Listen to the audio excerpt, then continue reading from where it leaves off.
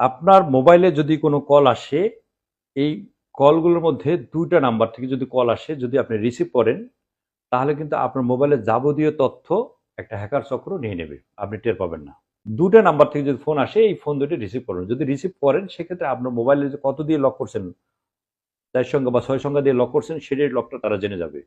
Even আপনার মোবাইলে যদি প্যাটার্ন লক থাকে, সেটাও তারা জেনে যাবে। কত দিয়ে প্যাটার্ন, কি প্যাটার্ন করেছেন, সেটাও তারা জেনে যাবে। পাশাপাশি আপনার মোবাইলে যদি বিকাশ অ্যাকাউন্ট করা থাকে, সেটাও তারা জেনে যাবে। আপনার মোবাইলে যদি নগদ অ্যাকাউন্ট করা থাকে, সেটাও জেনে যাবে। আপনার মোবাইলে যদি উপায়ের অ্যাকাউন্ট থাকে, সেটাও তারা নিয়ে নেবে। অর্থাৎ আপনার মোবাইলে যদি ব্যাংকিং কোনো অ্যাকাউন্ট থাকে, তারা এমনিতেই তারা নিয়ে, যদি ফোনটা রিসিভ করেন, তাতেই তারা নিয়ে যাবে। আপনার মোবাইল থেকে যে অনেক সময় বলে যে আপনার ওই একটা পিন নাম্বারটা কত, পিন নাম্বার বলেন। পিন নাম্বার আর বলা লাগবে না। শুধু ফোন রিসিভ করলেই তারা নিয়ে নেবে।